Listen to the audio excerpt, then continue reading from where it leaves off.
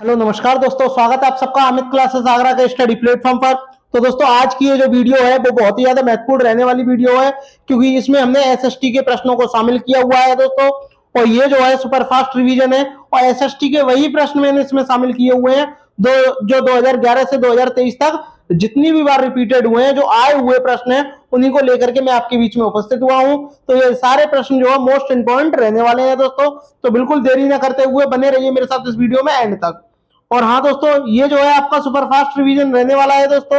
और अभी तक अगर आपने हमारे चैनल को सब्सक्राइब नहीं किया हुआ है तो प्लीज सब्सक्राइब कर लें और बेल आइकन को भी प्रेस कर दें दोस्तों। तो चलिएगा आगे बढ़ते हैं दोस्तों, बात करते हैं प्रश्न नंबर फर्स्ट की। अब आपसे प्रश्न नंबर फर्स्ट में आपसे क्या बोला है, सन 1857 की बात है। सन 1857 के स्वाधीनता संग्राम के प्रमुख नेता कौन थे? ये जो है सीटेट, ये जो सीटेट में 2018 में आ चुका प्रश्न है दोस्तों। तो आपको बताना है सन 2000 नहीं, 1857 में स्वाधीनता संग्राम के प्रमुख जो नेता थे वो कौन थे? बताइए कौन थे? महात्मा गांधी थे, पंडित जवाहरलाल नेहरू थे, सरदार वल्लभ भाई पटेल थे या नाना साहब थे? तो आपका एक ऑप्शन जो है राइट हो जाएगा, ऑप्शन नंबर जो डी है वो करेक्ट हो जाएगा। चलिएगा आगे बढ़ते हैं, बात करते हैं प्रश्न नंबर सेकंड पर। प्रश्न नंबर सेकंड में आपसे क्या बोला है, संपूर्ण देश में क्रांति की शुरुआत के लिए किस तारीख का चुनाव किया गया था? यानी पूरे देश में क्रांति की शुरुआत करनी थी और एक तारीख डिसाइड की गई थी, और वो तारीख क्या है ये आपको बताना है। तो बताइएगा वो तारीख क्या थी? 31 मई 1857, 16 मई 1857, 1 जून 1857 या इनमें से कोई नहीं? बताइए कौन सा ऑप्शन करेक्ट हो जाएगा? आप बोलोगे ऑप्शन नंबर जो ए है वो एकदम करेक्ट हो जाएगा। बात करते हैं 31 मई को। 31 मई को ही तंबाकू निषेध दिवस मनाते हैं। तंबाकू निषेध दिवस कब मनाते हैं? ये आपका 31 मई को मनाते हैं। ठीक है, अब आपको कमेंट करके मुझे ये बताना है कि 1 मई को क्या मनाते हैं, 1 मई को कौन सा दिवस मनाया जाता है, कमेंट करके मुझे बताइएगा। चलिएगा आगे बढ़ते हैं, बात करते हैं प्रश्न नंबर थर्ड की। प्रश्न नंबर थर्ड में आपसे क्या बोला है, निम्न में से विद्रोह का प्रमुख केंद्र नहीं है? बताइए विद्रोह का प्रमुख केंद्र नहीं है। अब बताना है आपको कि कौन सा नहीं है। क्या कानपुर है? कानपुर नहीं है, बरेली नहीं है, सतारा नहीं है या झांसी नहीं है? तो आपको पता होना चाहिए कि जो आपका विद्रोह प्रमुख केंद्र है वो आपका कानपुर भी है, बरेली भी है, झांसी भी है, बस एक नहीं है, कौन सा? सतारा। तो आपका ऑप्शन नंबर जो सी है वो करेक्ट हो जाएगा। आई होप आपको वीडियो अच्छी लग रही होगी, तो सभी भाई बहन लाइक शेयर सब्सक्राइब जरूर करें।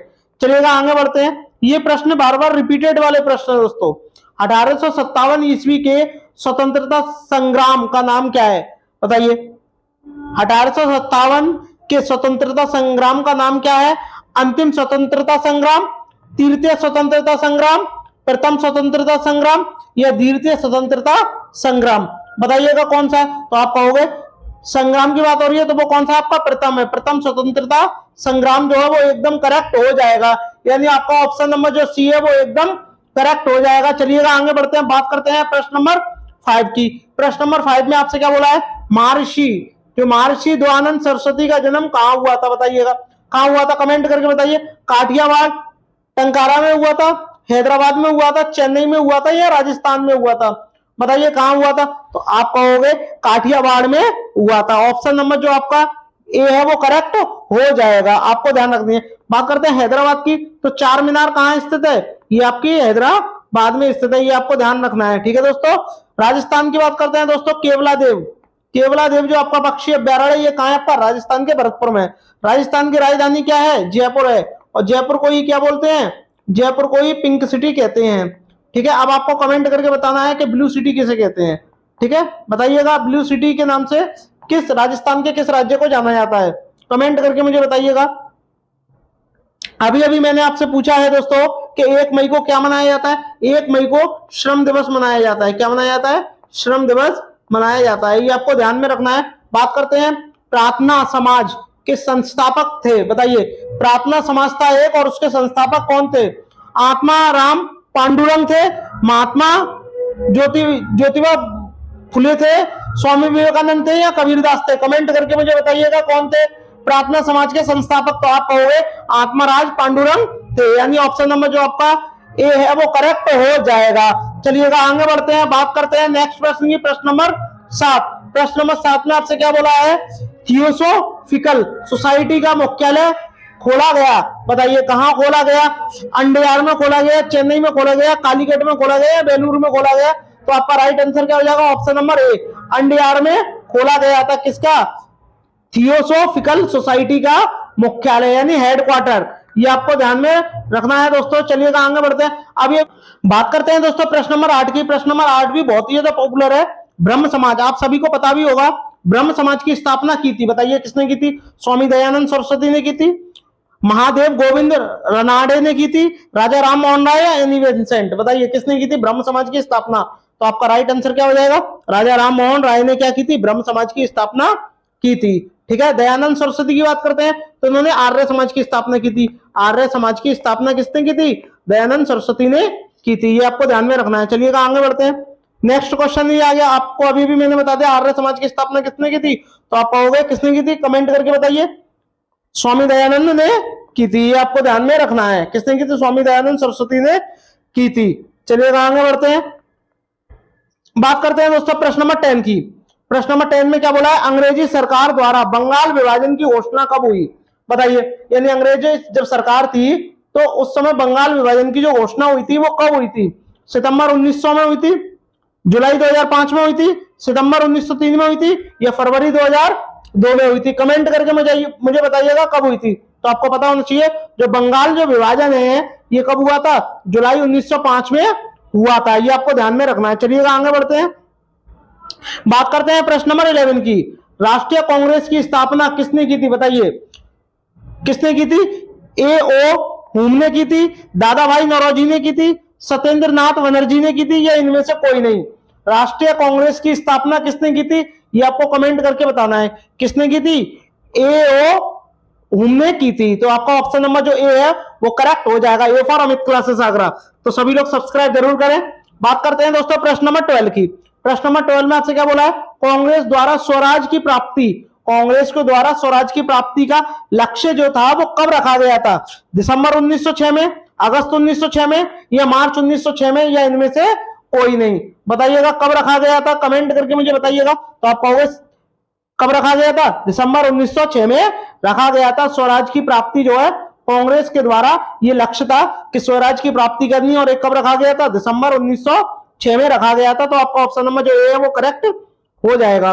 बात करते हैं प्रश्न नंबर 13 जो कि मोस्ट इंपॉर्टेंट है दोस्तों। 13 से आपको ध्यान में रखना है, जलियांवाला हत्याकांड, यानी जलियांवाला जो बाग है हत्याकांड की घटना कब हुई। बात करते हैं दोस्तों जलियांवाला हत्याकांड, ये आपका कहां स्थित है, अमृतसर में स्थित है। कहां स्थित है, अमृतसर में स्थित है दोस्तों, और अमृतसर में स्थित है। और ये घटना कब हुई थी, ये आपकी हुई थी 13 अप्रैल को। तो 13 नंबर का क्वेश्चन है, 13 अप्रैल को हत्या हुई थी, यानी हत्याकांड हुआ था 13 अप्रैल 1919 को हुआ था। ठीक है, ये आपको ध्यान में रखना है। चलिएगा आगे बढ़ते हैं। बात करते हैं प्रश्न नंबर 14 की। खिलाफत तथा असहयोग आंदोलन की अवधि है, बताइए खिलाफत और एक असहयोग आंदोलन की जो अवधि है वो क्या है, ये आपको कमेंट करके बताना है कि भाई अवधि क्या है, बताइए। 1919 से, यानी जैसे ही जलियांवाला हत्याकांड हुआ था उसके बाद से ही चालू हो गया था, और ये 4 साल चला था, यानी 1919 से लेकर 1922 तक ये चला था, इसकी अवधि थी। चलिएगा आगे बढ़ते हैं दोस्तों। बात करते हैं प्रश्न नंबर 15 की। प्रश्न नंबर 15 जो है वो बहुत ही ज्यादा मोस्ट इंपोर्टेंट है, काकोरी कांड, काकोरी ट्रेन डकैती के नाम से भी इसे जाना जाता है। ये आपकी कब हुई थी, 12 अगस्त 1926 में हुई थी, 12 अगस्त 1923 में हुई थी, 16 मार्च 1926 में हुई थी, या 9 अगस्त 1925 में हुई थी। कमेंट करके मुझे बताइएगा कब हुई थी। तो आपका राइट आंसर क्या हो जाएगा, 9 अगस्त 1925 को यह घटना हुई थी, काकोरी ट्रेन डकैती, जिसे काकोरी कांड के नाम से भी जाना जाता है। बात करते हैं दोस्तों प्रश्न नंबर 16। प्रश्न नंबर 16 भी मोस्ट इंपोर्टेंट है। नेहरू रिपोर्ट कब प्रस्तुत की गई, बताइए। तो नेहरू रिपोर्ट है ये कब प्रस्तुत की गई थी, कमेंट करके बताइएगा। क्या 1928 में की गई थी, 1929 में, 1926 में, या 1930 में, बताइएगा कमेंट करके बताइएगा। तो आपका राइट आंसर क्या हो जाएगा, A for Amit classes Agra, यानी 1928 में नेहरू रिपोर्ट जो है प्रस्तुत की गई थी। बात करते हैं दोस्तों प्रश्न नंबर 17 की। अब इसमें क्या आपसे बोला है, भारतीय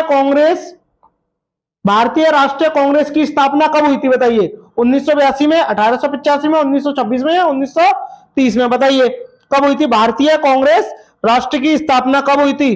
तो आप बोलोगे सर कब हुई थी, 1885 में हुई थी। ठीक है, ये आपको ध्यान में रखना है दोस्तों। चलिएगा आगे बढ़ते हैं, बात करते हैं प्रश्न नंबर 18, पूना पैक्ट। बात करते हैं पूना पैक्ट कब पारित हुआ, और इससे भी पहले आपको यह पता होना चाहिए कि पूना पैक्ट किस किस के बीच में हुआ। एक आपके एमजी गांधी यानी महात्मा गांधी के बीच में हुआ था, और एक आपका भीमराव अंबेडकर के बीच में हुआ था। ठीक है, ये आपको ध्यान में रखना है, इन दोनों के बीच में क्या हुआ था, पूना पैक्ट हुआ था। और ये पूना पैक्ट की जो घटना है वो कब हुई थी, सितंबर 1931 में हुई थी, जनवरी 1931 या सितंबर 1932 में हुई थी, बताइएगा कब हुई थी।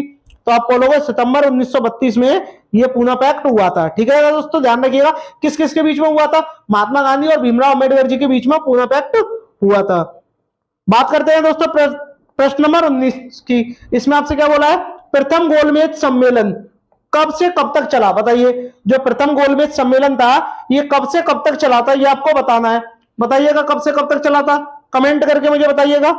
आप बोलोगे सर 1930 से लेकर के 1931 तक ये चला था प्रथम गोलमेज सम्मेलन। अब गोल से आपको ध्यान में रखना है कि गोल क्या होता है, जीरो होता है, और जीरो देख लो कहां से किस में आ रहा है। अगर वो 30 में आ रहा है तो समझ लो एक आगे बढ़ा दो, 1 साल तक के लिए, और प्रथम का मतलब 1 साल, इसका भी आपको ध्यान में रखना है। तो 1 साल तक चला, ये आपकी ट्रिक है।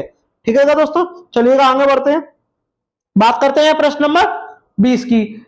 सविनय अवज्ञा आंदोलन को किस वर्ष प्रारंभ किया गया था, मोस्ट इंपॉर्टेंट प्रश्न है, 2020 में आ चुका है दोस्तों। तो देखिएगा इस प्रश्न को भी हम किस प्रकार करेंगे, वर्ष 1926 में, वर्ष 1929 में, 1928 में और 1930 में। बताइएगा कब हुई थी सविनय अवज्ञा आंदोलन के, ये शुरुआत थी यानी प्रारंभ हुआ था, ये कब हुआ था। तो आप बोलोगे सर 1930 में ये स्टार्ट हुआ था, ये आपको ध्यान में रखना है दोस्तों। चलिएगा बात करते हैं प्रश्न नंबर 21 की। भारत छोड़ो आंदोलन का प्रस्ताव कब पारित किया गया था, कमेंट करके बताइएगा।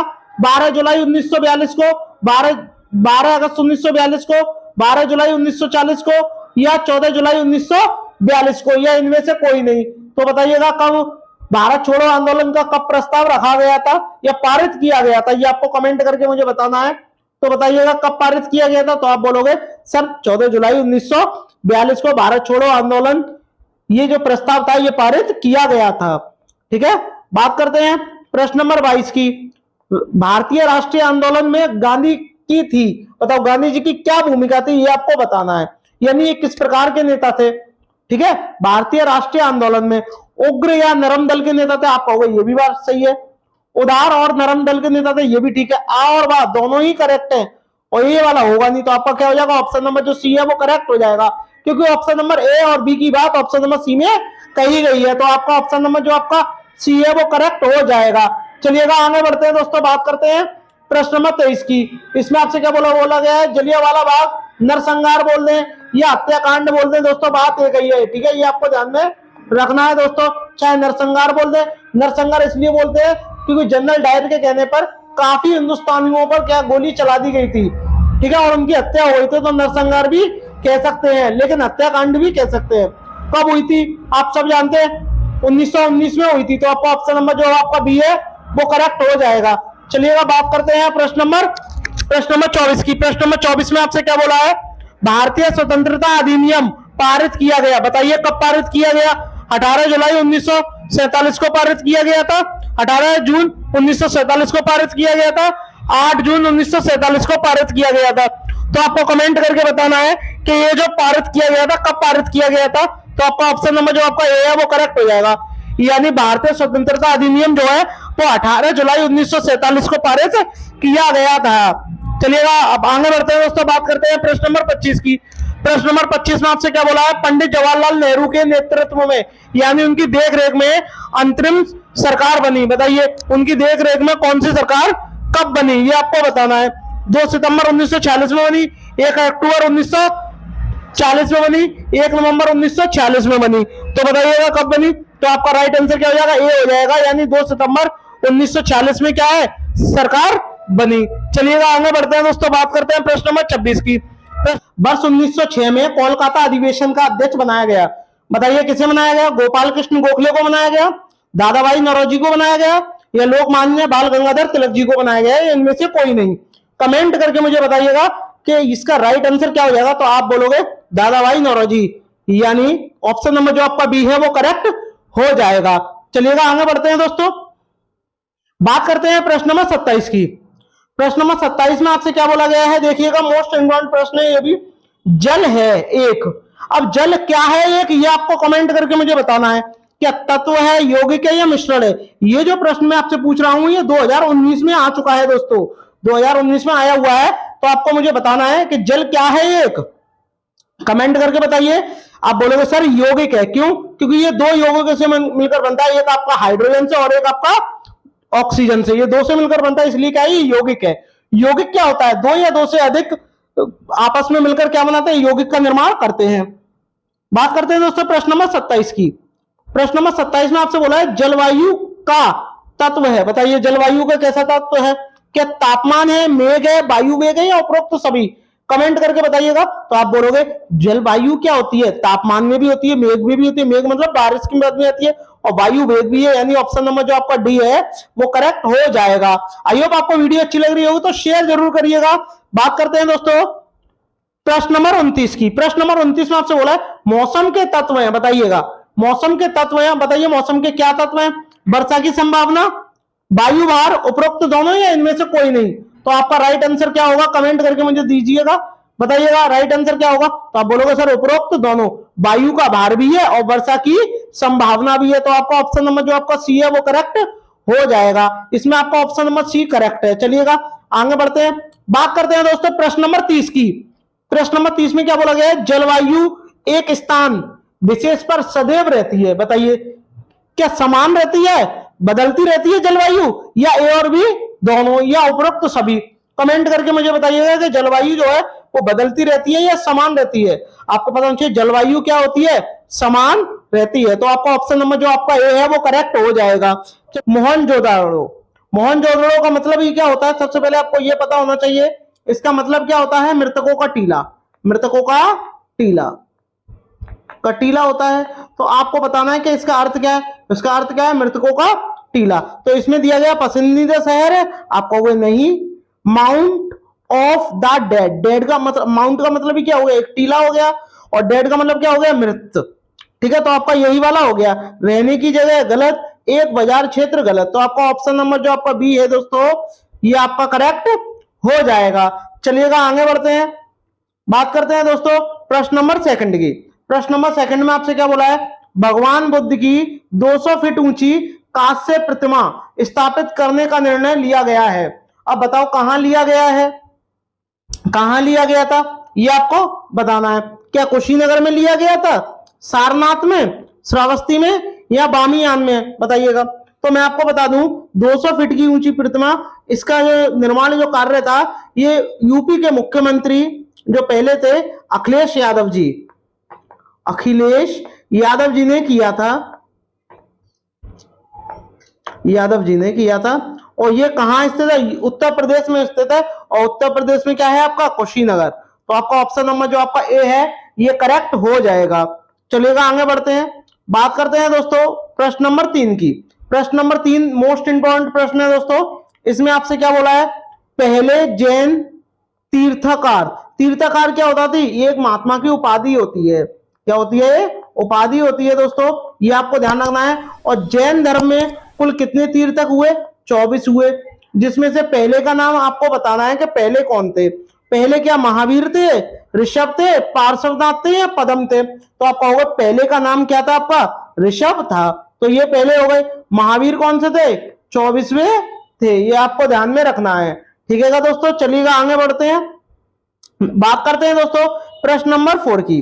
अब प्रश्न नंबर 4 है, इसमें आपको बताना है कि महात्मा गांधी ने भारत छोड़ो आंदोलन कब शुरू किया, बताइएगा, कमेंट करिएगा सभी भाई बहन, कमेंट करिएगा कि महात्मा गांधी ने भारत छोड़ो आंदोलन की शुरुआत कब की थी, 1940 में की थी, 1942 में की थी, 1945 में की थी, 1946 में की थी, बताइएगा कब की थी, कमेंट करिएगा। तो आप कहोगे सर इसका ऑप्शन नंबर क्या हो जाएगा, बी जो है वो करेक्ट हो जाएगा।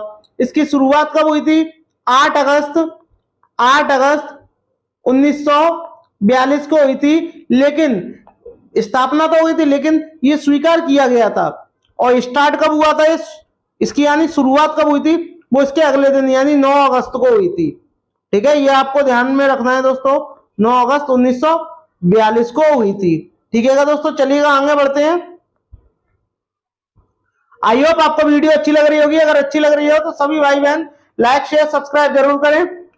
अब आपको बताना है क्वेश्चन नंबर 5, उस सबसे बड़े शहर का नाम बताएं जिसकी सीमा एक भी नदी पर नहीं बहती। बताइए, उसकी सीमा पर एक भी नदी नहीं बहती।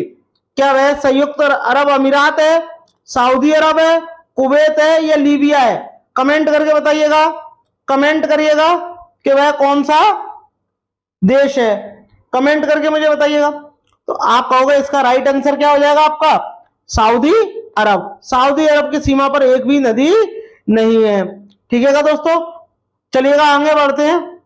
भारत में नहीं, पूरे संसार में कुल 17 देश ऐसे हैं जहां एक भी नदी नहीं है। चलिएगा आगे बढ़ते हैं। बात करते हैं प्रश्न नंबर 6 की। पृथ्वी पर कितने प्रतिशत ताजा पानी है? ताजा पानी यानी पीने योग्य, पीने योग्य, ये आपको बताना है। तो आपको पता होना चाहिए टोटल पानी कितना है पृथ्वी पर। आप कहोगे 71% का भाग कितना है? पानी का है। तो ठीक है, लेकिन पीने योग्य पानी कितना है? पीने योग्य पानी सिर्फ कितना है? 3% है। तो आपका ऑप्शन नंबर जो आपका बी है वो करेक्ट हो जाएगा। बात करते हैं दोस्तों प्रश्न नंबर 7 की। प्रश्न नंबर 7 में क्या बोला है?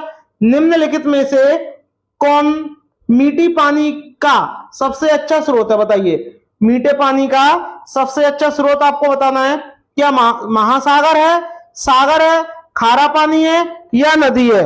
बताइएगा कि मीठे पानी का जो स्रोत है वो क्या है। तो आप क्या बोलोगे? नदी से ही ज्यादातर मीठा पानी आता है। सागर महासागर में क्या है? लवण के कारण यहाँ का पानी क्या होता है? खारा हो जाता है। ठीक है दोस्तों, चलिएगा आगे बढ़ते हैं। बात करते हैं प्रश्न नंबर 8 की।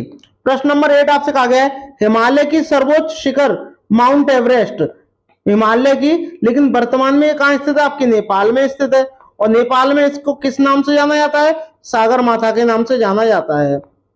ठीक है दोस्तों, सागर माथा के नाम से जाना जाता है। तो आपको इसकी हाइट बतानी है, हाइट कितनी है? और इसकी हाइट है 8,848 मीटर, यानी बी जो ऑप्शन है वो करेक्ट हो जाएगा। चलिएगा दोस्तों आगे बढ़ते हैं। बात करते हैं प्रश्न नंबर 9 की।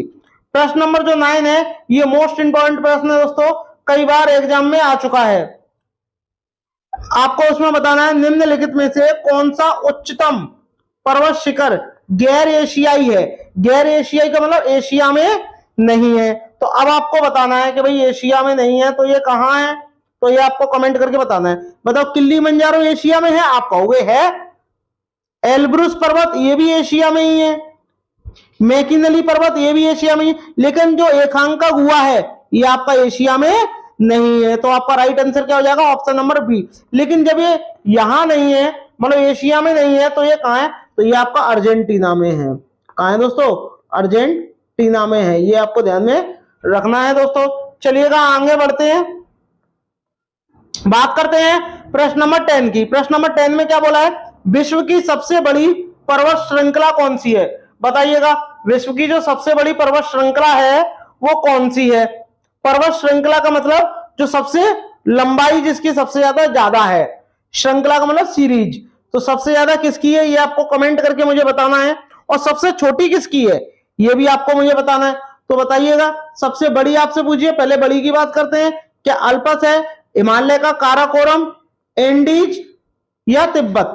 तो आपका राइट आंसर क्या हो जाएगा? ऑप्शन नंबर जो आपका सी है ये करेक्ट हो जाएगा। सबसे बड़ी पर्वत श्रृंखला किसकी है? आपकी एंडीज पर्वत की है। और ये कहां स्थित है? ये आपका दक्षिणी अमेरिका में स्थित है। ये आप देखिएगा। और मैं आपको बता दूं, सबसे छोटी की बात करें तो क्या है उसका नाम? Trans Antarctica. क्या है? ट्रांस अंटार्कटिका है दोस्तों। और जबकि बात करें सबसे बड़ी है तो है कितनी है ये भी आपको पता होना चाहिए। ये आपकी 7,242 मीटर, किलोमीटर, कितनी है? किलोमीटर है। ये आपको ध्यान में रखनी है दोस्तों। चलिएगा आगे बढ़ते हैं। बात करते हैं प्रश्न नंबर 11 की। प्रश्न नंबर 11 भी मोस्ट इंपॉर्टेंट है। अब आप इसमें बताइए प्रश्न नंबर 11 में कि कौन सा राइट आंसर होगा, कमेंट करिएगा। विश्व में सबसे बड़ा गर्म रेगिस्तान कौन सा है? बताइएगा कौन सा है? क्या थार का है, सहारा का है, गोबी है या मोजाबे है? कमेंट करके मुझे बताइएगा सबसे गर्म जो रेगिस्तान है ये कहाँ का है, कमेंट करिएगा। तो आप क्या बोलोगे, ऑप्शन नंबर जो आपका बी है वो ये करेक्ट हो जाएगा। कहाँ का है, सहारा का है। ठीक है दोस्तों, और ये सहारा का जो है ये कहाँ है बताइएगा, ये कहाँ है, ये आपका अफ्रीका में है। कहाँ है, अफ्रीका में स्थित है दोस्तों। जबकि बात करें थार की, थार कहाँ है, भारत में है। कहाँ है, भारत में। कहाँ, राजस्थान। कहाँ है दोस्तों, थार भारत में राजस्थान में स्थित है। चलिएगा आगे बढ़ते हैं, बात करते हैं प्रश्न नंबर 12 की। प्रश्न नंबर 12 में क्या बोला है, जहां ऋतु के अनुसार पेड़ों से पत्तियां झड़ जाती हैं उन्हें क्या कहते हैं बताइएगा। ऋतु के अनुसार पेड़ों से पत्तियां झड़ जाती हैं उन्हें क्या कहेंगे, ये आपको कमेंट करके मुझे बताना है। बताइए, सदाबहार वन कहेंगे, शंकुधारी वन कहेंगे, पर्णपाती कहेंगे, या उपयुक्त में से कोई नहीं। जहां ऋतु के अनुसार यानी मौसम के अनुसार पतझड़ हो जाए उसी को क्या बोलते हैं, पर्णपाती वन कहते हैं। यानी आपका ऑप्शन नंबर जो आपका सी है ये करेक्ट हो जाएगा। चलिएगा दोस्तों आगे बढ़ते हैं, बात करते हैं नेक्स्ट प्रश्न की। प्रश्न नंबर 13। आई होप आपको वीडियो अच्छी लग रही होगी, अगर अच्छी लग रही हो तो सभी भाई बहन एक बार शेयर जरूर करें। बात करते हैं, विश्व में सबसे बड़े घने वन कहां पाए जाते हैं बताइए। भारत में पाए जाते हैं, तंजानिया में पाए जाते हैं, ब्राजील में पाए जाते हैं, कनाडा में पाए जाते हैं। आपको बताना है कि सबसे बड़े घने वन, घने मतलब जहां क्या हो, जैव विविधता ज्यादा हो, और जैव विविधता कहां है, आपकी विषुवत रेखा पर है। लेकिन यहां आपको विश्व में देश बताना है कि घना कौन सा है, तो आप बताओ क्या हो जाएगा, ब्राजील हो जाएगा। आपका ऑप्शन नंबर जो आपका सी है वो करेक्ट हो जाएगा। ब्राजील को ही सांपों का देश कहते हैं। सांपों का देश किसे कहते हैं, ब्राजील को ही कहते हैं। ये भी आपको ध्यान में रखना है दोस्तों। चलिएगा आगे बढ़ते हैं, बात करते हैं प्रश्न नंबर 14 की। प्रश्न नंबर 14 में क्या बोला गया है देखिएगा, यूरोप में कितने देश हैं, कमेंट करके मुझे बताइएगा कि यूरोप में कितने देश हैं। तो आप बोलोगे 28 है, 33 है, 44 है या 30 है। तो आपका राइट आंसर क्या हो जाएगा, 44। यूरोप में कितने देश है, 44 आपके देश समाहित हैं। बात करते हैं दोस्तों प्रश्न नंबर 15 की। निम्नलिखित देशों में से किस की सीमा अफगानिस्तान से नहीं लगती बताइएगा। अफगानिस्तान से किसकी सीमा नहीं लगती, तो आपको कमेंट करके मुझे बताना है किसकी नहीं लगती। भाई अफगानिस्तान से उज्बेकिस्तान की नहीं लगती, कजाकिस्तान की नहीं लगती, रूस की नहीं लगती, या तुर्कमेनिस्तान की नहीं लगती। तो आप कहोगे रूस एक ऐसा है जिसकी सीमा अफगानिस्तान से नहीं लगती। ठीक है, ये आपको ध्यान में रखना है दोस्तों। चलिएगा आगे बढ़ते हैं, बात करते हैं प्रश्न नंबर 16 की। प्रश्न नंबर 16 भी मोस्ट इंपोर्टेंट है, ये आपको कमेंट करके मुझे बताना है कि इसका राइट आंसर क्या होगा। कमेंट करिएगा राइट आंसर क्या होगा दोस्तों।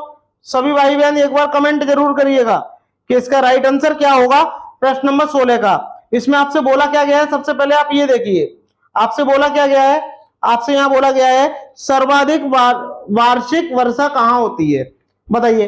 कहां होती है सर्वाधिक वार्षिक वर्षा। आप बोलोगे सर्वाधिक वार्षिक वर्षा जहां होगी, जहां क्या होगा, जहां क्या होंगी, ज्यादा जैव विविधता पाई जाती है। और जैव विविधता कहां पाई जाती है इसमें से आप मुझे बताइए, कमेंट करिएगा। अमेजन बेसिन में होती है। ठीक है, तो आप क्या डायरेक्ट क्या लगा दोगे, आपका ऑप्शन नंबर क्या हो जाएगा, बी हो जाएगा। ठीक है, ये आपको ध्यान में रखनी है, यानी यहां वर्ष भर वर्षा होती रहती है। ठीक है, बात करते हैं दोस्तों प्रश्न नंबर 17 की। प्रश्न नंबर 17 में आपसे क्या बोला गया है बताइएगा। दिन रात बराबर होते हैं। अब आपको बताना है कि दिन रात बराबर कहां होते हैं। आप बोलोगे विषुवत रेखा पर होते हैं। कहां होते हैं, विषुवत रेखा पर होते हैं, रेखा पर होते हैं, या भूमध्य रेखा भी कह देते हैं इसे, या इक्वेटर भी कह देते हैं। ठीक है, अब ये होते हैं बराबर होते हैं। ठीक है, लेकिन ये किस दिन होते हैं ये आपको बताना है। बताइए किस दिन होते हैं, क्या 23 सितंबर को होते हैं, 29 सितंबर को, 16 अक्टूबर को, या 26 अक्टूबर को। तो बताओ कब होते हैं। तो आप बोलोगे सर 23 सितंबर को दिन रात जो है वो बराबर होते हैं। जबकि 22 सितंबर को क्या मनाया जाता है, कौन सा दिवस होता है 22 सितंबर को, विश्व गेंडा दिवस। विश्व गेंडा दिवस, ये भी आपको ध्यान में रखना है दोस्तों। ठीक है, विश्व गेंडा दिवस कब मनाया जाता है, 22 सितंबर को मनाया जाता है। और 23 सितंबर को ही दिन रात क्या हो जाते हैं, बराबर हो जाते हैं। ये भी आपको ध्यान में रखना है दोस्तों। चलिएगा आगे बढ़ते हैं, बात करते हैं प्रश्न नंबर 18 की। प्रश्न नंबर 18 में क्या बोला है, ग्रीनविच मीन टाइम से भारतीय मानक समय कितना आगे है? बताइए, सभी जानते हैं कितना आगे है। ऑप्शन नंबर जो आपका डी है वो करेक्ट हो जाएगा, यानी 5 घंटे 30 मिनट जो है ये आगे है। ये भी आपको ध्यान में रखना है दोस्तों। चलिएगा आगे बढ़ते हैं, बात करते हैं दोस्तों प्रश्न नंबर 19 की। प्रश्न नंबर 19 में आपसे क्या बोला है, कमेंट करके मुझे बताइएगा कि इसका राइट आंसर क्या। कर्क रेखा कहां से गमन करती है? बताइएगा। और भारत में कर्क रेखा कितने राज्यों से गुजरती है? 8 राज्यों से गुजरती है। अब उन 8 के आपको नाम भी पता होने चाहिए, तो इसमें से बताओ, भारत तो होगा। अब भारत है तो बताओ और कौन होगा? देखिए, पाकिस्तान गलत हो जाएगा, ईरान गलत हो जाएगा, ईरान भी यहां गलत हो जाएगा, तो आपका क्या रह गया? आपका ऑप्शन नंबर जो आपका सी है वो करेक्ट हो गया। भारत और सऊदी अरब से गमन करती है। अब भारत में 8 राज्यों से होकर के गुजरती है, जिसमें से पहले राज्य का नाम क्या है? गुजरात है। क्या है? गुजरात है, लिख सकते हो। क्या है? गुजरात है पहले का नाम। दूसरे का नाम क्या है ये भी आपको बताना है। दूसरे का नाम क्या होगा? एमपी यानी मध्य प्रदेश। तीसरे का नाम क्या है? ये आपका छत्तीसगढ़। ठीक है, छत्तीसगढ़ है, छत्तीसगढ़ हो जाएगा तीसरे का नाम। चौथे का नाम क्या हो जाएगा? झारखंड। क्या है? झारखंड हो जाएगा दोस्तों, ये भी आपको ध्यान में रखना है। पांचवे का नाम क्या हो जाएगा? पश्चिम बंगाल। पश्चिम बंगाल से भी होकर के क्या कर्क रेखा गुजरती है। और नेक्स्ट क्या हो जाएगा? त्रिपुरा। क्या हो जाएगा? त्रिपुरा हो जाएगा। और लास्ट में क्या रह जाएगा? मिजोरम। मिजोरम और लास्ट का क्या हो जाएगा? राजस्थान। ये आपको ध्यान में रखने हैं। ये राज्य हैं, यहां से क्या है? टोटल ये 8 राज्य हैं, और इन 8 राज्यों से ही होकर के क्या गुजरती है? कर्क रेखा गुजरती है। और कर्क रेखा जो होती है ये भूमध्य रेखा के कितने डिग्री उत्तर में स्थित है? ये आपको कमेंट करके बताना है। आप बोलोगे 23.5 डिग्री उत्तर में है। ठीक है, ये भी आपको ध्यान में रखना है दोस्तों। चलिएगा आगे बढ़ते हैं, बात करते हैं प्रश्न नंबर 20 की। प्रश्न नंबर 20 मोस्ट इंपॉर्टेंट है। भारत में हरित क्रांति के जनक यानी प्रणेता कौन है? बताइएगा, कमेंट करके बताइएगा कि भारत में हरित क्रांति के प्रणेता कौन है। तो आप बोलोगे क्या पांडुरंग हेगड़े है, मेधा पाटेकर है, बाबा आमटे, एम एस स्वामीनाथन? तो आप कहोगे आपका ऑप्शन नंबर जो आपका सी है वो करेक्ट हो जाएगा। बात करते हैं ऑप्शन नंबर बी और सी की, यानी मेधा पाटेकर और बाबा आमटे। इनका संबंध किससे है? नर्मदा बचाओ आंदोलन से। नर्मदा बचाओ आंदोलन से संबंध है इनका। ठीक है, और जबकि बात करते हैं पांडुरंग हेगड़े की, इनका संबंध किससे? अपीको आंदोलन से। ठीक है, अपीको आंदोलन से इनका संबंध है। ये आपको ध्यान में रखना है दोस्तों, कई बार एग्जामों में आ चुका है और ये आया हुआ प्रश्न है। ठीक है, चलिएगा आगे बढ़ते हैं, बात करते हैं दोस्तों प्रश्न नंबर 21। प्रश्न नंबर 21 आपको बताना है कमेंट करके कि इसका राइट आंसर क्या होगा। बताइएगा प्रश्न नंबर 21, वस्तु एवं सेवा कर जिसे जीएसटी कहते हैं, यानी GST good and service tax कहते हैं, भारत में 1 जुलाई डैश डैश डैश को पेश किया गया। बताइए कब पेश किया गया? कमेंट करके मुझे बताइएगा कब पेश किया गया। कब पेश किया गया? क्या 2014 में पेश किया गया, 2016 में, 2017 में या 2018 में? कमेंट करके बताइएगा। और उससे भी पहले आपको ये पता होना चाहिए कि जो जीएसटी है ये कौन से संविधान संशोधन से है? तो 101वें संविधान संशोधन से ये लागू है। ये भी आपको ध्यान में रखना है। और इसमें टोटल कितने सेवा कर आते हैं? इसमें टोटल 3 सेवा कर आते हैं। कौन कौन से आते हैं ये भी आपको पता होना चाहिए। कौन कौन से होते हैं? सीजीएसटी, और एक आपका होता है एसजीएसटी, और एक लास्ट आपका होता है आईजीएसटी। ये अलग अलग सेवाओं कर पर लगते हैं। 3 टैक्स आते हैं, ये आपको ध्यान। एक अप्रत्यक्ष कर रहे हैं, ये भी आपको ध्यान रखना। और ये लागू कब हुआ था? 1 जुलाई 2017 को ये लागू हुआ था। ये आपको ध्यान में रखना है दोस्तों। चलिएगा आगे बढ़ते हैं, बात करते हैं प्रश्न नंबर 22 की। प्रश्न नंबर 22 में बोला है दुनिया का सबसे छोटा देश। बताइए दुनिया का सबसे छोटा देश कौन सा है? कमेंट करके मुझे बताइएगा कि दुनिया का सबसे छोटा देश कौन सा है। क्या नेपाल है, वेटिकन सिटी है, मालदीव है या श्रीलंका है? बताइएगा, कमेंट करिएगा सभी भाई बहन, कमेंट जरूर करिएगा, कमेंट करिएगा सभी भाई बहन, बताइएगा। तो आप क्या बोलोगे? आपका ऑप्शन नंबर जो आपका बी है वो करेक्ट हो जाएगा, यानी वेटिकन सिटी जो है वो दुनिया का सबसे छोटा देश है दोस्तों। चलिएगा आगे बढ़ते हैं, बात करते हैं दोस्तों प्रश्न नंबर 23 की। प्रश्न नंबर 23 में क्या बोला है? बात करते हैं पणजी किस भारतीय राज्य की राजधानी है। अब आपको यह बताना है कि भाई जो पणजी है वो किस भारतीय राज्य की राजधानी है। क्या छत्तीसगढ़ की है? अब बोलोगे नहीं, छत्तीसगढ़ की नहीं है। हिमाचल प्रदेश की है, गोवा की है, या झारखंड की है? तो आप क्या बोलोगे? राइट आंसर क्या हो जाएगा? गोवा हो जाएगा। ठीक है, छत्तीसगढ़ की क्या होती है? रायपुर होती है। झारखंड की रांची होगी। हिमाचल प्रदेश की शिमला हो गई। अब गोवा किसकी राजधानी है? पणजी की राजधानी है। गोवा में कुल कितने जिले हैं? आप बोलोगे सर 2 जिले हैं। और गोवा जो है पुर्तगाल से कब उन्हें आजादी मिली थी, ये आपको बताना है। यानी 1987 में क्या हुआ था? ये आजाद हुआ है। ये भी आपको ध्यान में रखना है। चलिएगा आगे बढ़ते हैं, बात करते हैं दोस्तों प्रश्न नंबर 24 की। भारत के राष्ट्रपति का कार्यकाल कितने वर्ष का होता है? भारत का प्रथम नागरिक, पहली बात, कौन सा नागरिक होता है? प्रथम नागरिक किसे कौन होता है? आपका राष्ट्रपति होता है। और इनका कार्यकाल कब तक का होता है? 5 वर्ष के लिए होता है। ये भी आपको ध्यान में रखना है दोस्तों। चलिएगा आगे बढ़ते हैं, बात करते हैं प्रश्न नंबर 25 की। अब प्रश्न नंबर 25 में आपसे क्या बोला गया है, ये देखिएगा। प्रश्न नंबर 25 में क्या बोला है? प्रतिवर्ष, कमेंट करके बताइएगा, प्रतिवर्ष अंतर्राष्ट्रीय जनसंख्या दिवस कब मनाया जाता है? कमेंट करिएगा कि प्रतिवर्ष अंतर्राष्ट्रीय जनसंख्या दिवस जो है ये कब मनाया जाता है। कमेंट करिएगा सभी भाई बहन। क्या 11 जुलाई को मनाया जाता है, 15 अगस्त को, 31 अक्टूबर को, या 22 मार्च को? आपको पता होना चाहिए दोस्तों, 22 मार्च को क्या मनाते हैं? जल दिवस। क्या मनाते हैं? जल दिवस मनाते हैं। जबकि यहां बात करें 31 अक्टूबर को तो क्या मनाते हैं? एकता दिवस मनाते हैं। क्या एकता दिवस मनाते हैं? ये भी आपको ध्यान में रखना है दोस्तों। एकता दिवस कब मनाते हैं? 31 अक्टूबर को मनाते हैं। और 15 अगस्त को आपको पता ही है क्या मनाते हैं, बताने की जरूरत नहीं, स्वतंत्रता दिवस मनाते हैं। और जबकि जनसंख्या दिवस जो है आपका, पॉपुलेशन डे, ये आपका 11 जुलाई को मनाया जाता है। ये भी आपको ध्यान में रखना है। चलिएगा आगे बढ़ते हैं, बात करते हैं दोस्तों प्रश्न नंबर 26 की। अब प्रश्न नंबर 26 जो है ये आपको बताना है, मोस्ट इंपॉर्टेंट प्रश्न है दोस्तों, मोस्ट इंपॉर्टेंट प्रश्न है। बिरजू महाराज का संबंध किस शास्त्रीय नृत्य से है? यानी जो बिरजू महाराज हैं इनका संबंध जो है कौन से शास्त्रीय नृत्य से है, ये आपको कमेंट करके बताना है। क्या कथकली से है, कथकली से है, कथक से है, भरतनाट्यम से है, या मणिपुरी से है? तो आपको पता होना चाहिए मणिपुरी से किसका है? अमली सिंह का संबंध है। किसके? किसका? अमली सिंह का संबंध है, ये आपको पता होना चाहिए। भरतनाट्यम की बात करें तो भरतनाट्यम का संबंध किससे है? सोनल मानसिंह से।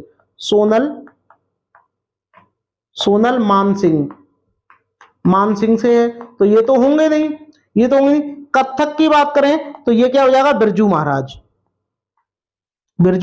महाराज हो जाएगा। ये भी आपको ध्यान में रखना है। लेकिन यहां हम बात करें कथकली से, कथकली का संबंध किससे है? उदय शंकर से। किससे है? उदय शंकर से है। ये भी आपको ध्यान में रखना है दोस्तों, उदय शंकर से है। ठीक है दोस्तों, तो आपका राइट आंसर क्या हो जाएगा? आपका ऑप्शन नंबर जो आपका बी है वो करेक्ट हो जाएगा। चलिएगा बात करते हैं दोस्तों प्रश्न नंबर 27 की। 27 में क्या बोला है? इसरो का मुख्यालय कहां स्थित है? क्या नई दिल्ली में स्थित है? भारत की राजधानी नई दिल्ली है। बेंगलुरु में स्थित है, अहमदाबाद में स्थित है, या उपरोक्त में से कोई नहीं? तो आप बोलोगे ये तो है नहीं है, और नई दिल्ली में होगा नहीं।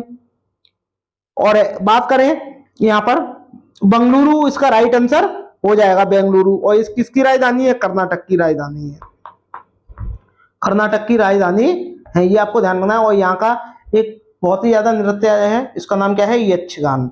क्या है? यक्षगान, बहुत ही ज्यादा फेमस है, यक्षगान है। ये भी आपको ध्यान में रखना है दोस्तों। तो चलिएगा आगे बढ़ते हैं, बात करते हैं प्रश्न नंबर 28 की। प्रश्न नंबर 28 में आपसे क्या बोला है? कमेंट करके मुझे बताइएगा प्रश्न नंबर 28 का राइट आंसर क्या होगा। सभी भाई बहन कमेंट करिए कि बताइएगा, भारतीय कपास अनुसंधान संस्थान कहां स्थित है? क्या उड़ीसा में स्थित है? क्या नागपुर में है? क्या लखनऊ में है? क्या हिमाचल प्रदेश में है? बात करते हैं दोस्तों हिमाचल प्रदेश में के शिमला जो इसका जिला है, हिमाचल प्रदेश के शिमला में क्या स्थित है, यह आपको बताना है। यानी कौन सा अनुसंधान स्थित है बताइएगा। तो यहाँ कौन सा अनुसंधान स्थित है? आलू। कौन सा? आलू अनुसंधान कहाँ स्थित है? शिमला में। और शिमला में कहाँ है? हिमाचल प्रदेश में। बात करते हैं दोस्तों लखनऊ की। लखनऊ में क्या है? गन्ना। क्या है, गन्ना अनुसंधान। और लखनऊ किसकी राजधानी है, आपकी यूपी की राजधानी है। बात करते हैं दोस्तों उड़ीसा की। उड़ीसा के कटक जिले में क्या है, चावल, क्या है, चावल का राष्ट्रीय अनुसंधान है। जबकि नागपुर जो है वो महाराष्ट्र में स्थित है, और महाराष्ट्र में क्या है आपका, कपास अनुसंधान स्थित है। तो आपका ऑप्शन नंबर जो आपका बी है वो करेक्ट हो जाएगा।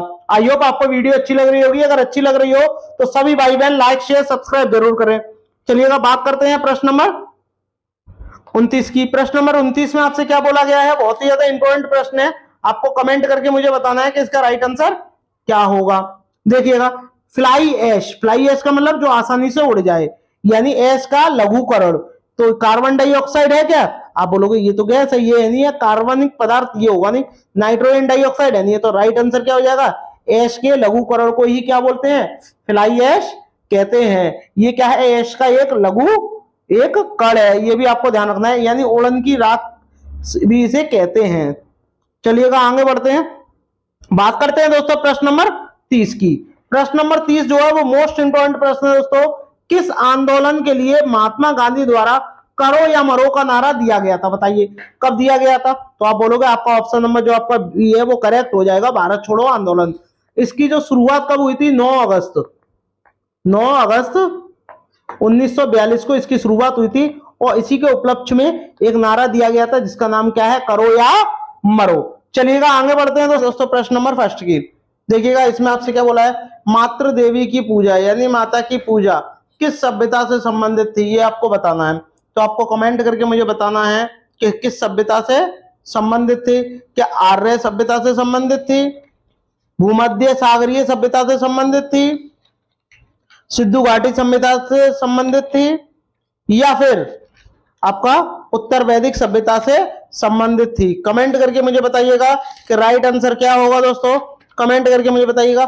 तो सब जानते हैं मातृ देवी की पूजा कौन करते थे, सिंधु घाटी सभ्यता के लोग करते थे दोस्तों। तो इसका राइट आंसर क्या हो जाएगा, ऑप्शन जो आपका सी है वो करेक्ट हो जाएगा। चलिएगा आगे बढ़ते हैं दोस्तों नेक्स्ट। देखिएगा इसमें आपसे क्या बोला है, राजस्थान। सबसे पहले राजस्थान आ गया, तो राजस्थान की राजधानी क्या है दोस्तों, जयपुर है। और जयपुर को पिंक सिटी कहते हैं दोस्तों, ये आपको पता होना चाहिए। क्या बोलते हैं, पिंक सिटी कहते हैं दोस्तों, ठीक है। और आपको कमेंट करके मुझे बताना है कि ब्लू सिटी किसे कहते हैं।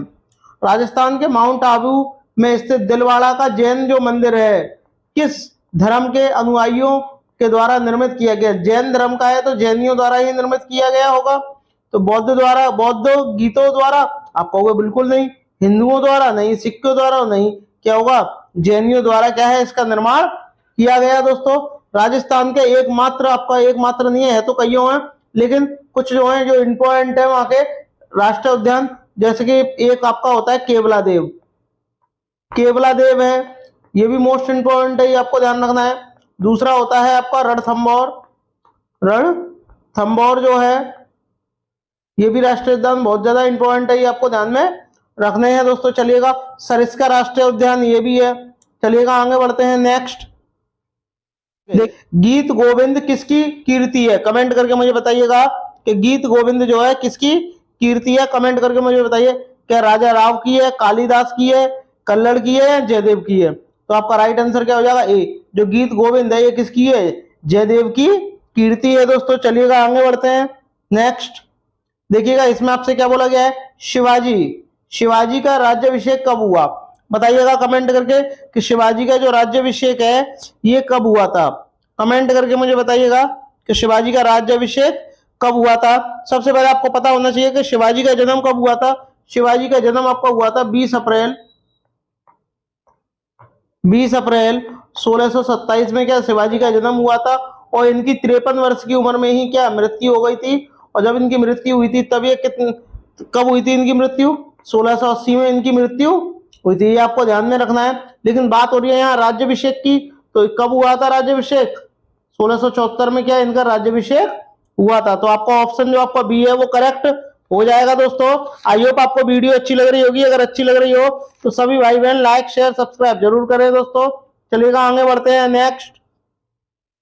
इसमें आपसे क्या बोला है, देखिएगा अकाल तख्त। अकाल तख्त का मतलब क्या होता है ये पहले आपको पता होना चाहिए। इसका मतलब होता है ईश्वर का सिंहासन। क्या होता है, ईश्वर का सिंहासन होता है, का निर्माण करता इनमें से सिख गुरु थे, बताइए सिख गुरु थे, और वो आपको बताने कौन थे? क्या गुरु नानक थे, गुरु हरगोविंद थे, गुरु तेग बहादुर थे, या गुरु रामदास थे? तो आपका राइट आंसर क्या हो जाएगा? गुरु हरगोविंद थे दोस्तों, ये आपको ध्यान में रखना है। चलिएगा आगे बढ़ते हैं नेक्स्ट। देखिएगा इस प्रश्न में आपसे क्या बोला गया है? भारत के समुद्रीय मार्ग की खोज किसने की? भारत के समुद्रीय मार्ग की खोज किसने की? कमेंट करके मुझे बताइएगा। यानी समुद्र के रास्ते भारत की खोज की।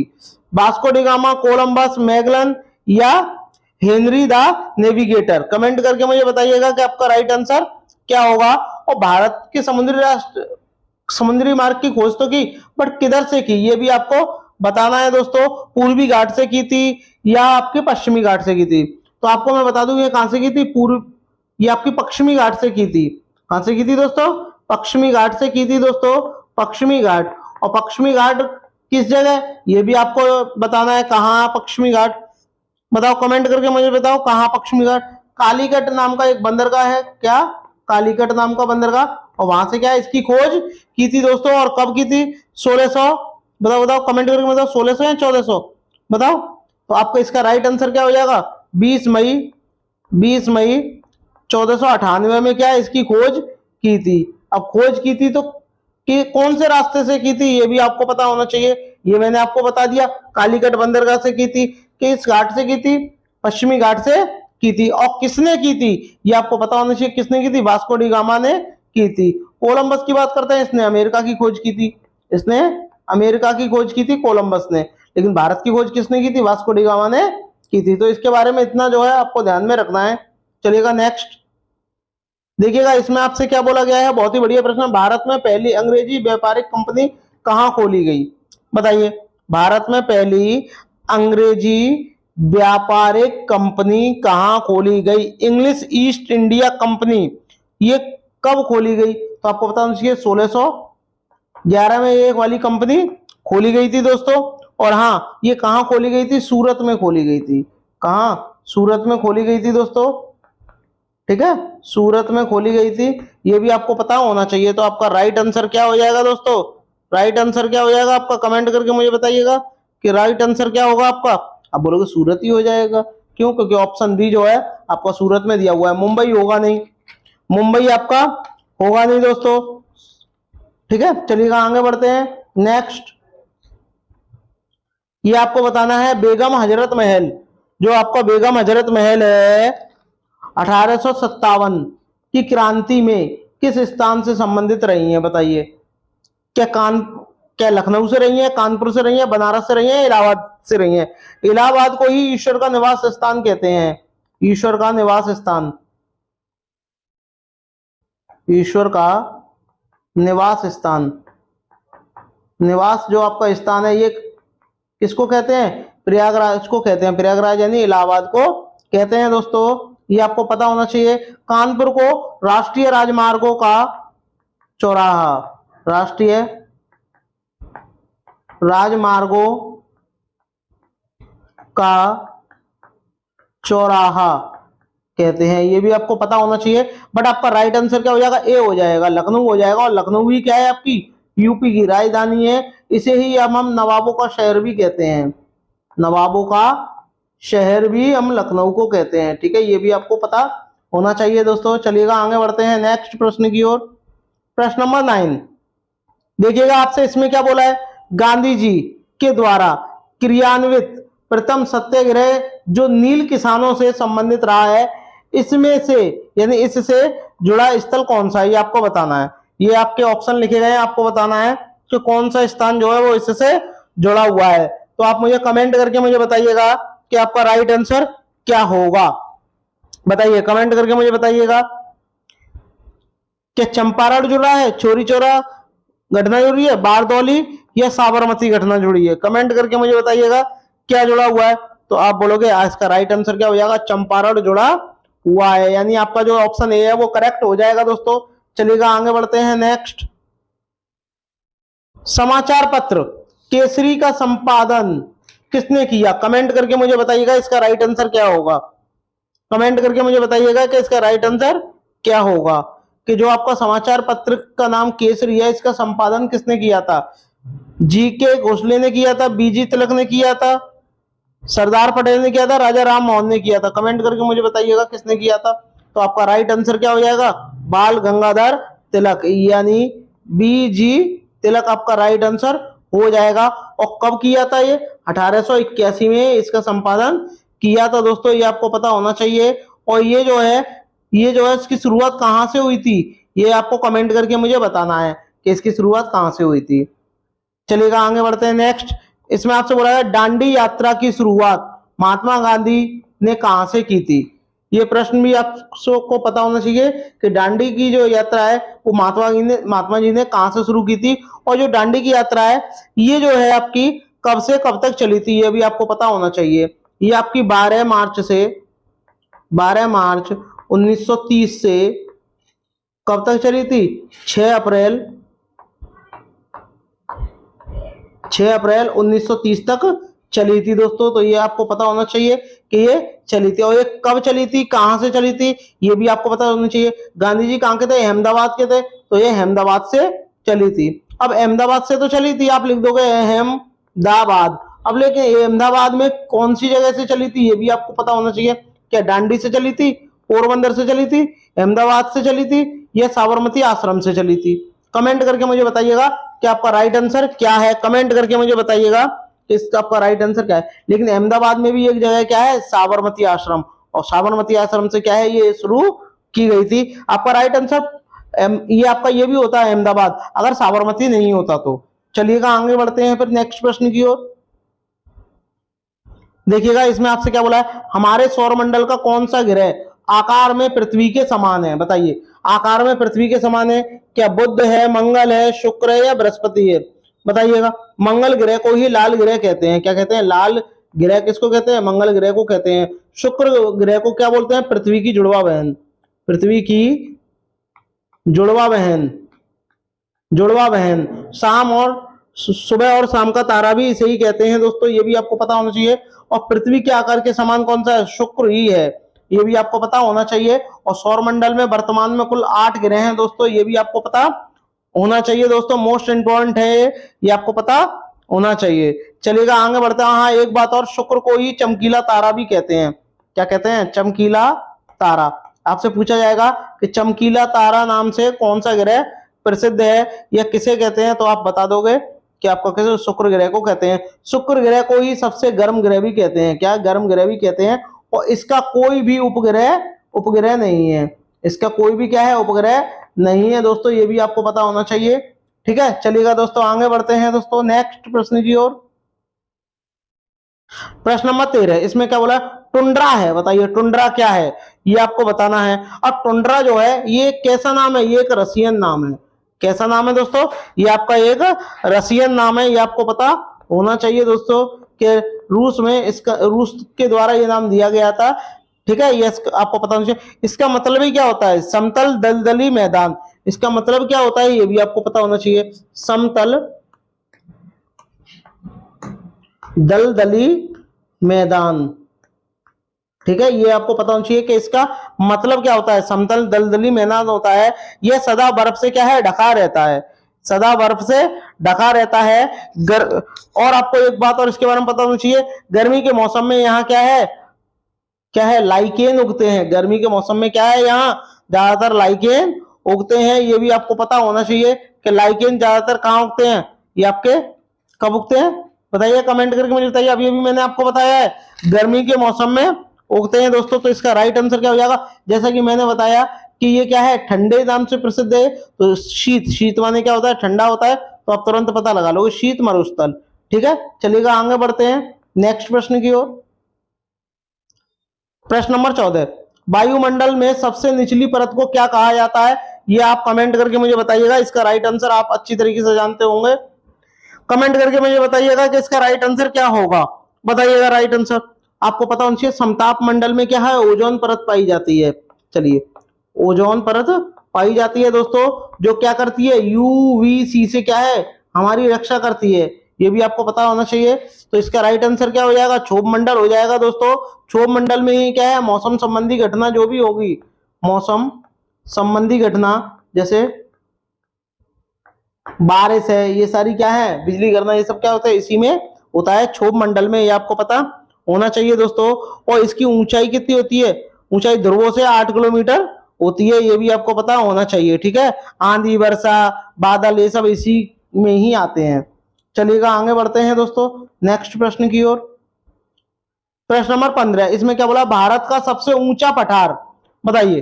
भारत का सबसे ऊंचा पठार कौन सा है, क्या दक्कन का पठार है, छोटा नागपुर का पठार है, लद्दाख का पठार है, या बघेल खंड का पठार है। कमेंट करके मुझे बताइएगा कि सबसे ऊंचा पठार किसका है, और जिसकी ऊंचाई कितनी है ये भी मैं अभी आपको बताऊंगा, ये कहाँ स्थित है ये भी मैं आपको बताऊंगा दोस्तों। कमेंट करके बताइए। तो आपका राइट आंसर क्या हो जाएगा, सी हो जाएगा। ये आपका जम्मू एंड कश्मीर में स्थित है दोस्तों, ये आपको पता होना चाहिए। इसकी ऊंचाई कितनी है, इसकी ऊंचाई कितनी है आपकी 10,000 कितनी ऊंचाई है इसकी, ये आप बताइएगा कितने, 10,000 फीट इसकी ऊंचाई है दोस्तों, ये आपको पता होना चाहिए दोस्तों। चलिएगा आगे बढ़ते हैं नेक्स्ट प्रश्न की ओर। बात करते हैं प्रश्न नंबर 16 की। प्रायद्वीपीय भारत की सबसे लंबी नदी है बताइए, क्या कावेरी है, नर्मदा है, कृष्णा है, या गोदावरी है। कमेंट करके मुझे बताइएगा कि प्रायद्वीपीय भारत की सबसे लंबी नदी कौन सी है। तो आपका राइट आंसर क्या हो जाएगा, ये आपका गोदावरी हो जाएगा दोस्तों, ठीक है दोस्तों। चलिएगा आगे बढ़ते हैं। और हाँ, आपको ये भी पता होना चाहिए कि ये कहां से निकलती है, ये आपकी नासिक से निकलती है। कहां से निकलती है, महाराष्ट्र के नासिक से निकलती है, नासिक से निकलती है, और निकलकर कहां जाके गिरती है, बंगाल की खाड़ी में जाकर गिरती है, ये भी आपको पता होना चाहिए दोस्तों। चलिएगा आगे बढ़ते हैं, चलिएगा आगे बढ़ते हैं नेक्स्ट प्रश्न की ओर। इसमें आपसे क्या बोला गया है, प्रश्न नंबर 17 देखिएगा। इसमें आपसे बोला पश्चिमी घाट, पश्चिमी घाट आप अच्छी तरीके से जानते हैं। पश्चिमी घाट के कौन कौन से राज्य हैं ये आप बताइए। गुजरात है, गोवा है, महाराष्ट्र है, केरल है, एक और है कर्नाटक, ठीक है, ये आपको पता होना चाहिए। उत्तर भारत को किस नाम से जाना जाता है बताइए, बताइए उत्तर भारत के नाम से क्या जाना है, कोरोमंडल तट, मालाबार तट, कोकण तट, या उत्तरीय शिखरवार सिरकार तट, बताइए कमेंट करके मुझे बताइएगा। तो आप बोलोगे आपका राइट आंसर क्या हो जाएगा, कोकण तट हो जाएगा। इसकी लेंथ कितनी है आपकी 720 किलोमीटर है, ये भी आपको पता होनी चाहिए। इसको क्या बोलते हैं, कोकण तट कहते हैं पश्चिमी घाट को। चलिएगा आगे बढ़ते हैं। सबसे ज्यादा जैव विविधता भी आपकी पश्चिमी घाट में ही पाई जाती है। प्रश्न नंबर 18, यह प्रोग्राम जो किसी व्यक्ति के द्वारा पढ़ा जा सके उसे क्या कहते हैं बताइए। प्रोग्राम कोड कहते हैं, ह्यूमन कोड कहते हैं, सोर्स कोड कहते हैं, या सिस्टम कोड कहते हैं, बताइएगा। जो किसी व्यक्ति के द्वारा पढ़ा जा सके उसको क्या कहते हैं, ह्यूमन कोड कहते हैं, ये आपको पता होना चाहिए। मोस्ट इंपॉर्टेंट प्रश्न है दोस्तों। चलिएगा आगे बढ़ते हैं। प्रश्न नंबर 19, इसमें आपसे क्या बोला है, निम्नलिखित में से कौन सा भारत की निम्न कृषि उत्पादकता के लिए उत्तरदायी नहीं है, बताइए कौन उत्तरदायी नहीं है। सहकारी कृषि, आवश्यक आदतों की उपलब्धता, भूमि के प्रयोग और उसकी अधिकारिता, कमजोर वित्त व्यवस्था और विपणन, बताइएगा। कमेंट करके मुझे बताइएगा कि आपका राइट आंसर क्या होगा। कमेंट करके मुझे बताइएगा कि आपका 19 का राइट आंसर क्या होगा। तो आप क्या बोलोगे, सहकारी कृषि हो जाएगा, यानी जो आपका ऑप्शन है वो करेक्ट हो जाएगा दोस्तों। चलिएगा आगे बढ़ते हैं नेक्स्ट। प्रश्न नंबर 20, निम्नलिखित में से कौन सा बंदरगाह भारत के पश्चिमी घाट से संबंधित नहीं है, बताइए कौन सा बंदरगाह भारत के पश्चिमी घाट से संबंधित नहीं है। कमेंट करके आप मुझे बताइएगा कि कौन सा बंदरगाह भारत के पश्चिमी घाट से संबंधित नहीं है। नोवा शेका, मारमागोआ, तूतीकोरिन, या कोची। आपको पता होना चाहिए ये पश्चिमी घाट से संबंधित है, लेकिन ये जो आपका ऑप्शन सी है तूतीकोरिन, ये क्या है, पश्चिमी घाट से संबंधित नहीं है दोस्तों। ये आपको पता होना चाहिए। ये कहाँ है आपका, ये आपका तमिलनाडु में है। कहाँ है दोस्तों, तमिलनाडु में है दोस्तों। तो ये क्या है, आपका पश्चिमी घाट से संबंधित नहीं है, पश्चिमी तट से संबंधित नहीं है, ये आपको पता होना चाहिए। चलिएगा आगे बढ़ते हैं, नेक्स्ट प्रश्न की ओर चलते हैं दोस्तों। प्रश्न नंबर 21, इसमें आपसे क्या बोला, दिल्ली में सर्दियों के समय वर्षा होती है। अब दिल्ली में सर्दियों के समय वर्षा होती है तो इसका क्या कारण है ये आपको बताना है, बताइए क्या कारण है। दक्षिण पश्चिम मानसून, उत्तर पूर्व मानसून, संवहनीय वर्षा, या पश्चिमी विक्षोभ। तो आपका राइट आंसर क्या हो जाएगा, पश्चिमी विक्षोभ जो है वो आपका राइट आंसर हो जाएगा दोस्तों। चलिएगा आगे बढ़ते हैं, बात करते हैं प्रश्न नंबर 22 की। सामूहिक उपभोग का अर्थ है, बताइए सामूहिक उपभोग का अर्थ क्या है, ये आपको कमेंट करके मुझे बताना है कि सामूहिक उपभोग का क्या अर्थ है। क्या घरेलू खपत है, व्यक्तिगत खपत है, स्वयं खपत है, या देश के नागरिक द्वारा की गई खपत? कविता नहीं होगी, खपत होगी। क्या होगी? खपत। बताइएगा, कमेंट करके मुझे बताइएगा कि आपका राइट आंसर क्या होगा। तो क्या हो जाएगी? सामूहिक मतलब घरेलू खपत। ठीक है, ये आपको पता होना चाहिए। इसका ऑप्शन जो आपका ए है वो करेक्ट हो जाएगा दोस्तों। चलिएगा आगे बढ़ते हैं।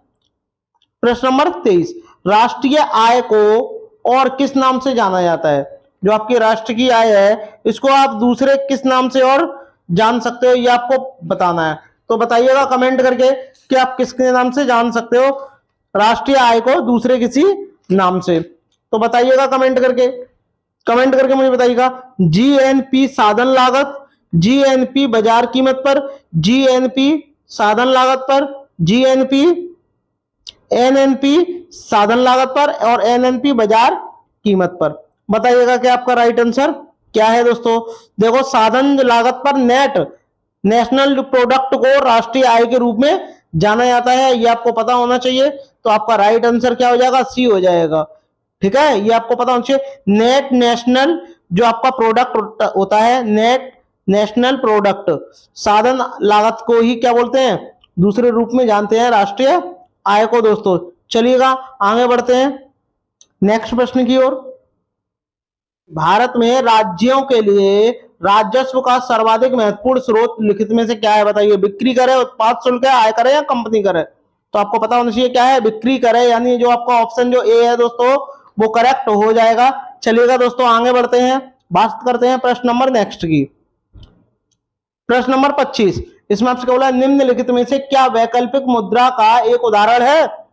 बताइए, वैकल्पिक मुद्रा का एक उदाहरण है। कमेंट करके मुझे बताइएगा कि आपका राइट आंसर क्या होगा। वैकल्पिक मुद्रा, करेंसी नोट, सिक्के, बॉन्ड। वैकल्पिक मुद्रा का क्या उदाहरण होता है? चेक होता है, ये आपको पता होना चाहिए, मोस्ट इंपॉर्टेंट है दोस्तों।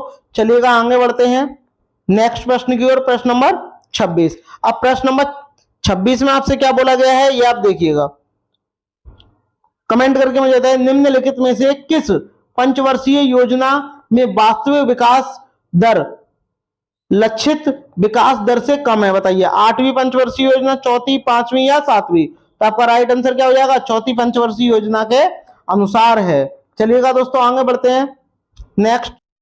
तो बताइएगा दोस्तों प्रश्न नंबर 27 का आंसर क्या होगा। इसमें आपसे क्या बोला गया है बताइएगा। संविधान किस स्थिति को पूर्णतः बनकर तैयार हुआ था, ये आपको बताना है। तो पूर्णतः बनकर कब तैयार हुआ था, लागू कब हुआ था, ये भी आपको बताना है।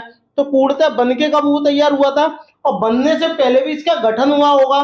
तो गठन कब हुआ था इसका, ये आप उसका हुआ था 29 अगस्त 1947 को। क्या हुआ था दोस्तों? 1947 को इसका गठन हुआ था। ये किसकी डेट है दोस्तों? गठन की। किसकी है कि इसका गठन हुआ था। बट पूर्णतः बनकर कब तैयार हुआ था ये भी आपको पता होना चाहिए। ये कब बनकर तैयार हुआ था? 26 नवंबर 1949 को बनकर यह तैयार हो गया था। पूरा बन गया था, बट अभी लागू नहीं हुआ था। बट इसमें पूछा है पूर्णतः बनकर कब तैयार हुआ था, तो आपका ऑप्शन सी हो जाएगा। बट यहां आपसे पूछता है कि लागू कब हुआ था, तो लागू कब हुआ था आपका 26 जनवरी 1950 को। क्या हुआ था दोस्तों? ये लागू हो गया था पूरे भारत वर्ष में दोस्तों। तो चलिएगा दोस्तों आगे बढ़ते हैं नेक्स्ट प्रश्न की ओर। प्रश्न नंबर 28, भारत में राजनीतिक शक्ति का प्रमुख स्रोत क्या है? बताइए। भारत में राजनीतिक शक्ति का प्रमुख स्रोत क्या है? बताइए। भारत की जनता, संविधान, संसद और राज्य की विधायिकाएं। बताइए कमेंट करके क्या होगा इसका राइट आंसर। इसका राइट आंसर मुझे बताइए क्या होगा। बताइए। भारत एक प्रजातांत्रिक देश है, ये आपको पता होना चाहिए। इसकी समस्त शक्ति का स्रोत क्या है? जनता में ही निहित है। किसमें? जनता में ही निहित है। तो भारत की जनता इसका जो है राइट आंसर हो जाएगा दोस्तों। क्यों? क्योंकि भारत एक प्रजातांत्रिक देश है, प्रजा के हिसाब से चलता है। चलिएगा आगे बढ़ते हैं। प्रश्न नंबर 29, शिक्षा शब्द किससे संबंधित है? बताइए। संघ सूची, राज्य, समवर्ती या अवशिष्ट विषय? बताइए। शिक्षा जो है किस सूची में आती है? और बताइए। तो आपको पता होना चाहिए अनुसूची जो आपकी 7 है, 7 में क्या है, समवर्ती सूची में वर्णित है। अनुसूची आपकी 7 में संघ सूची में संवरित है दोस्तों, ये आपको पता होना चाहिए। और एक बात और आपको पता होना चाहिए इसमें, एक बात और आपको पता होना चाहिए कि इसमें कौन कौन आते हैं समवर्ती सूची में, बताइए बताइए समवर्ती सूची में कौन कौन से आते हैं, क्या क्या आते हैं, ये आपको भी पता होना चाहिए, बताइए। जैसे कि आपका आय है, आय आपका किस में आता है, समवर्ती सूची में आता है। जनसंख्या के मामले ये आपके किस में आते हैं, ये भी आपके इसमें आते हैं। ऐसे और भी मामले हैं जो आपके समवर्ती सूची में आते हैं दोस्तों। चलिएगा आगे बढ़ते हैं, नेक्स्ट बात करते हैं प्रश्न नंबर 30 की। भारत के संविधान के किस अनुच्छेद के अंतर्गत सशस्त्र बलों के मौलिक अधिकार विशेष रूप से प्रतिबंधित हो सकते हैं, बताइए। विशेष रूप से प्रतिबंधित हो सकते हैं, ये आपको कमेंट करके मुझे बताना है कि विशेष रूप से प्रतिबंधित हो सकते हैं, बताइए। कब हो सकते हैं प्रतिबंधित, ध्यान से पढ़िएगा, बताइए। संविधान सभा का गठन कब हुआ था, 29 अगस्त 1947 को, ठीक है। और बनकर पूर्णतः कब तैयार हुआ था, 26 नवंबर 1949 को। लागू कब हुआ था, 26 जनवरी 1950 को क्या है, लागू हुआ था। बट आपसे पूछा क्या है, किस अनुच्छेद के अंतर्गत सशस्त्र बलों के मौलिक अधिकार विशेष रूप से प्रतिबंधित हो सकते हैं, ये आपको बताना है। तो आपका राइट आंसर क्या हो जाएगा, अनुच्छेद 33 हो जाएगा, ठीक है दोस्तों। ये क्या है, ये जवानों के लिए बने गए हैं, इसी में क्या है, मौलिक अधिकार हैं, ये भी आपको पता होना चाहिए दोस्तों। चलिएगा आगे बढ़ते हैं दोस्तों। आई होप आपको वीडियो अच्छी लगी होगी, अगर अच्छी लगी हो तो थैंक्स फॉर वॉचिंग दोस्तों। मिलते हैं नेक्स्ट वीडियो में, तब तक के लिए धन्यवाद।